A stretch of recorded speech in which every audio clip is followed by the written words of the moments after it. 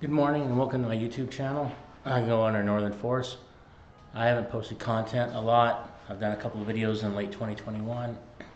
Today's video, although I intended it to be both an introduction and a lighthearted video, I'm going to share some of my insight and some of my concerns about the upcoming election, most notably around the candidate for vice president. For those of you who don't know me, which is probably everyone viewing this video, I am also a military veteran. I served a little over 20 years. I don't want to embellish it, or let me rephrase that. I don't want to emphasize that, but in the context of today's video, I think it's relevant to bring that point to light.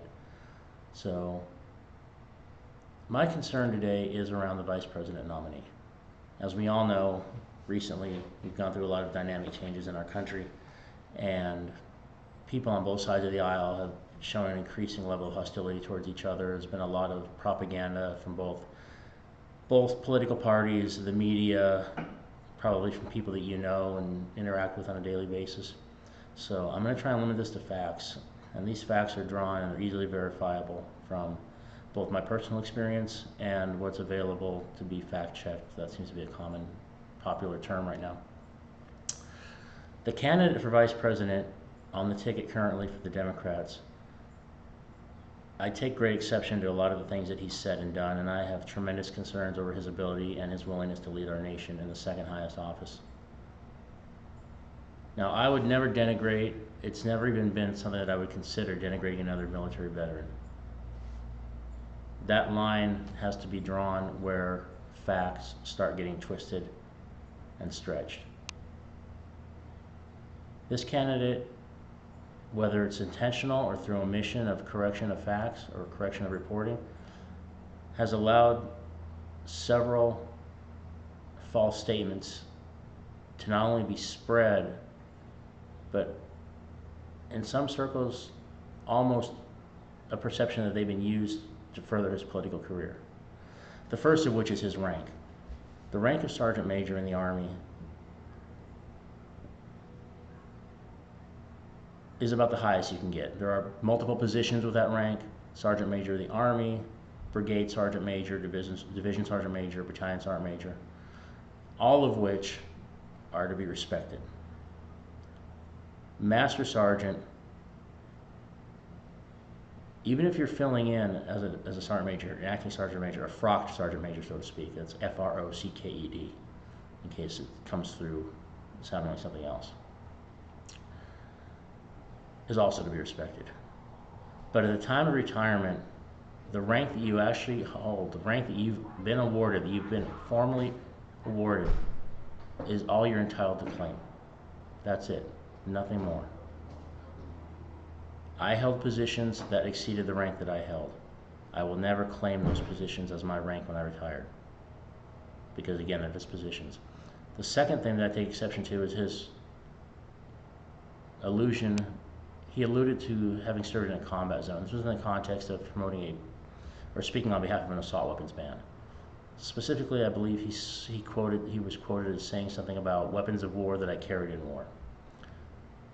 Facts are, he sat in Italy, I believe it was, during a time of war. That is a tremendous night and day difference from actually serving in a war zone.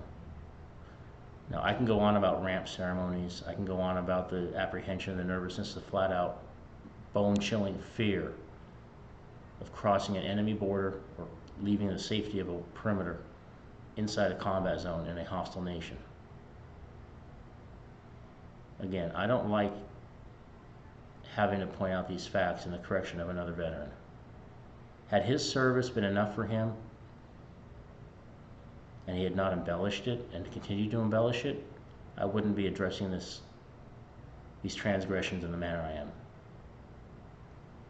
In 2003, I was in Iraq, and this is going to kind of put this in context, kind of put this in perspective. We had a battalion sergeant major that, for administrative reasons, was removed. That had a level of the detriment that caused to our unit in terms of morale and security, at least in the short term, and for some for a longer term, cannot be overstated. A sergeant major is like the dad to his unit. You know, you take these soldiers, we're removed from everything that we've known, all of our social safety nets, all of our familial safety nets, everything that's comfortable, and we're thrown into, or we willingly go into an environment where we don't know if we're going to come home, and some didn't. So for any service member to claim that when that is not the reality of the situation may seem like not such a big deal to some of you. But to those of you that it doesn't seem like a big deal, you've never been in that environment. You can't understand. Now let's fast forward to today. This same person is pursuing the second highest elected position in our country. Now, whether you're of the perspective that he abandoned his unit or not, and I have my own feelings on that, which I'll share based on some facts here momentarily, I will not and I cannot trust him to fulfill his obligations. Some of you may think, okay, a deployment, he didn't know, he put his retirement paperwork in, and then they got the orders.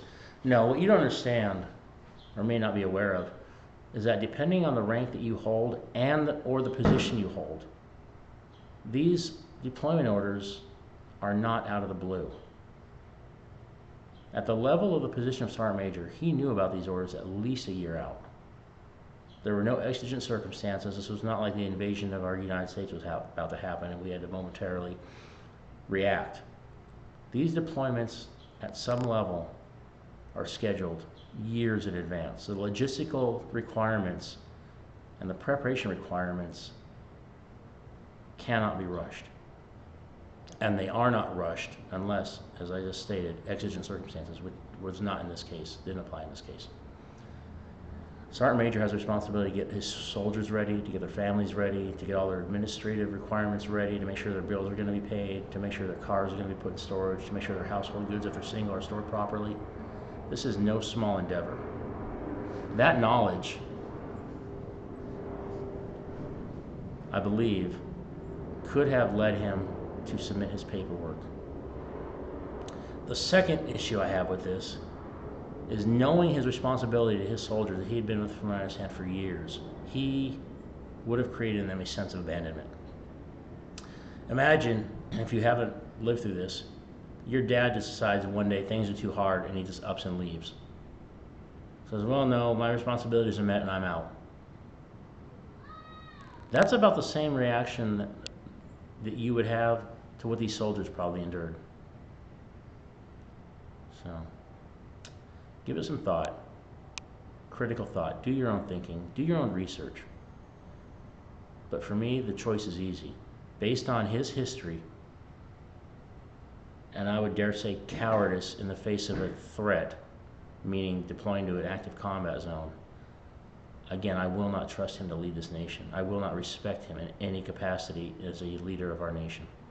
I just can't. It would be a slap in the face to the people that I deployed with, not to mention the people I interact with on a daily basis who have to place their trust in our government to do the right thing. I can go on about his awards. I'm not going to. I could go on about a couple other facets of his both political and military history. But I hope I opened the door enough for some of you to do that research on your own. And give these next 2 months a lot of consideration as to who you're willing to vote for and what you're willing to settle for in terms of leadership. I'm not saying that the other side is any better, but I will say that I would much rather have a leader in our office, our highest office, or second highest office, who doesn't stretch the truth, who does not commit either acts of commission or omission of spreading falsehoods, and who does not disrespect his own military service by embellishing and going beyond what he actually earned.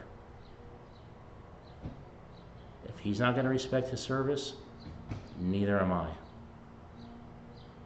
Thanks so much for your time. If you like this video, share it, give it a thumbs up. If you don't like it, delete it, pass it on.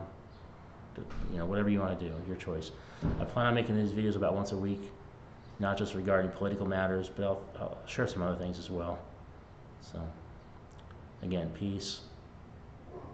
May safety, health, and wellness be yours. And until next time, bye.